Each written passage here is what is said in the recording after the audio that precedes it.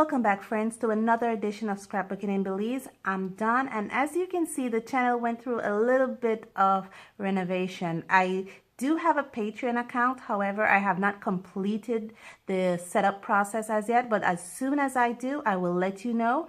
I also have my Instagram account up there for those persons who would like to get in contact with me. Today we'll be doing our one color challenge, and I have pre-selected the one color that we will use. It is from Marie's Watercolor, and it is their number 301, Yellow Orange.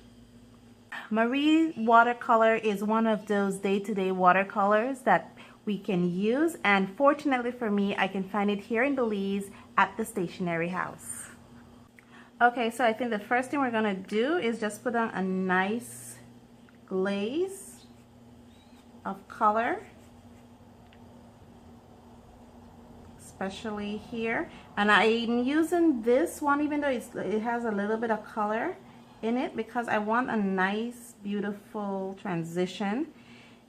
And I don't want to just put color, so that way it minimizes me from using too much water, especially on this paint, on this watercolor paper, because it's only 90 pounds, so you can't really do too much water on it.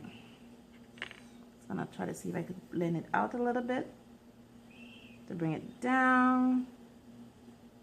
Try to create some form of contrast in. Now you're gonna see me try to do this. Like I said, I've just got into art a couple months ago, so I am not an expert watercolorist, at least not yet. Hopefully in the next few months or so I can boast being an expert, but at this time I'm no expert. I'm just gonna let it dry and we're gonna come right back. Okay, so as this is drying, the top is drying, I'll be adding water to the bottom. If you notice to my right, I've already made out my color ranges. I like this presentation to make our color ranges with. I'm just going to use some of this, and I numbered it. So number 1 has the most pigment in it, or the most color in it. Number 2 has second to the most, 3 third to the most, and 4th has the 4th to the most. And these have the least pigment in it. So I'm going to use some number 2 over here. And because again I'm using this 90-pound weight, I can't add a lot of water, so my washes actually also has color in it. So I'm just going to add some number 2 in here just to give it a nice evenness, but I have to remember here has to be the lightest.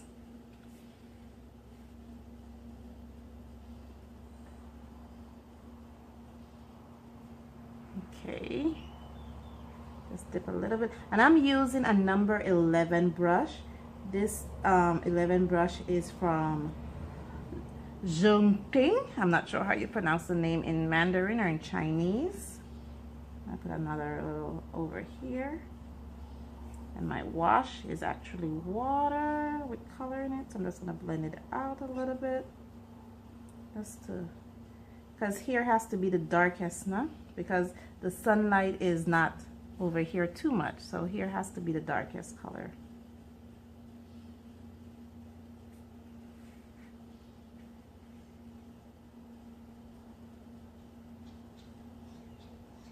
I've learned a lot doing these one color challenge, and that's the reason why I love them. It teaches me a lot about color control and brush control. And yes, I am using these color water to wash out my brush, to add water to the painting.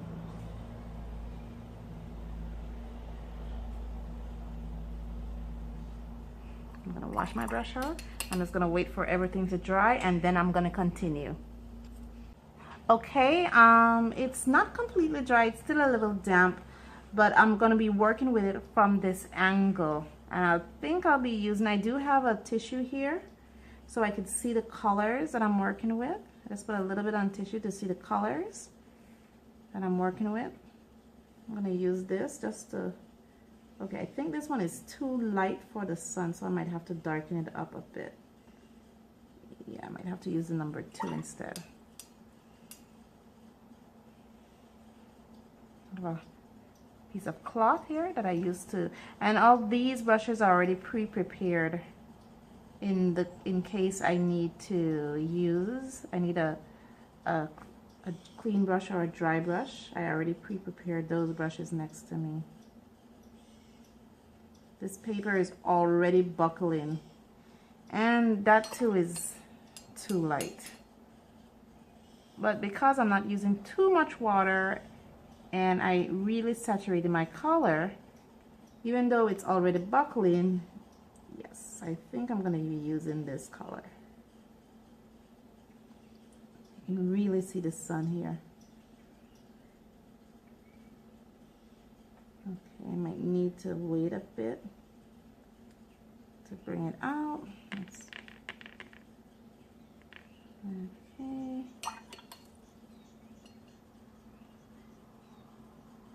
I don't want to pull up too much water in my number 2. Okay, that looks good. Number 2, I'm just gonna do a nice even wash of the number 2 here. I'm actually almost finished with it.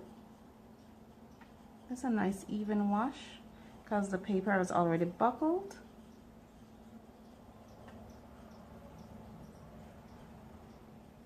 I need to darken up the sides a little bit. Just darken up these corners here, and you notice I'm using very little water.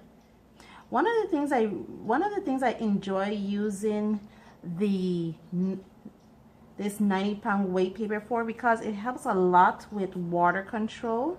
Because it's 90-pound paper, I cannot use too much water. Too much water will cause buckling. So I need to have, it teaches me a lot when it comes to water control. And I can't find watercolor paper here in Belize. So I'm going to use some of this number 4. And if you say me saying number 1, number 2, number 4, it's because, like I said, I mixed it with different intensity. 1, the most intense, 2, least, 3, 4, and these 2 here are the least intense colors. So I'm just going to use a little bit of the number 4, which is almost the last of the least intense color, just to go there a bit. Notice I'm using very little water. I'm not just submerging my entire brush into the color. I'm just using very little bit of it because of my paper weight. I think I'm done. I just need this to dry now, and then I can present it. Thank you very much. I'm finished. It was that easy. Thank you very much, and join me next time for another edition of Scrapbooking in Belize. Bye.